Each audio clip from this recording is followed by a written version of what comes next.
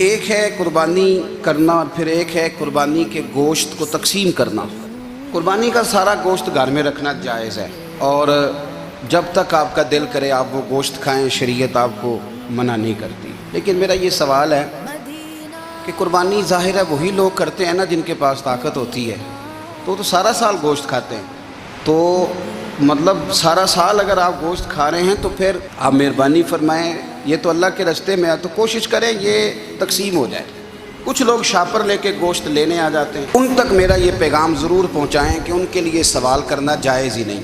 شریعت یہ کہتی ہے کہ جس کے گھر میں ایک وقت کا کھانا موجود ہو، صبح کا اس کے گھر میں کھانا موجود ہے ایک ٹائم کا، اس بندے کے لیے کسی کے سامنے ہاتھ پھیلانا جائز۔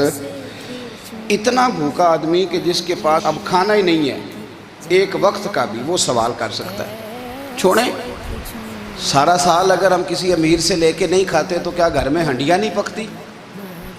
بالکل نہیں سوال کریں، قطعاً کوئی ضرورت نہیں، یہ جائز ہی نہیں ہے سرے سے۔ آپ کو کس نے اجازت دے دی خالی گوشت کی خاطر؟ جہاں اللہ تعالیٰ آپ کو مرچ دے رہا ہے، نمک دے رہا ہے، گھی دے رہا ہے، گھر رہنے کے لیے دے رہا ہے، وہ رب کریم 1000 روپے کا گوشت بھی عطا فرمائے گا۔ اور اس سے اگلی بات یہ کہ شکوہ بھی نہیں کرنا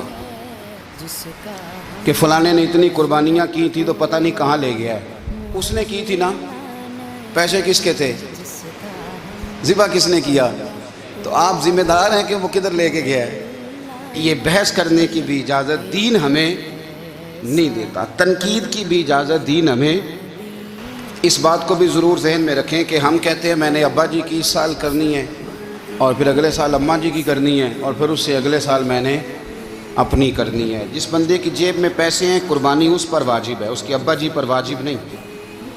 اگر ابا جی کے پاس الگ پیسے ہیں تو ابا جی پر قربانی واجب ہوگی۔ ہاں، اگر آپ کی جیب اجازت دیتی ہے تو آپ 3 قربانیاں خریدیں یا بڑے جانور میں 3 حصے ڈالیں، تو اب آپ 2 والدین کی ہو گئی، ایک آپ کی اپنی ہو گئی۔ لیکن جب تک آپ پر واجب قربانی آپ نہیں دیتے تب تک والدین کی قربانی دینا درست نہیں ہے، کیونکہ یہ دین میں واجب ہے۔ جو نماز آپ پہ فرض ہے وہ آپ نے پڑھنی ہے، اور جو ابا جی پہ فرض ہے وہ ابا جی نے پڑھنی ہے۔ اس مسئلے کو بھی ضرور ذہن نشین کریں۔ اس سے اگلی بات جو اور زیادہ ضروری ہے اس کا ضرور خیال فرمائیں، حصے ڈالے جاتے ہیں قربانی کے حصے، تو 6 حصے ہو گئے، اب 7واں حصہ مل نہیں رہا، تو ایک تگڑے سے بندے کے پاس جا کے مالدار سے کہا کہ چودھری صاحب حصہ ڈال لیں، ایک حصہ کم ہے۔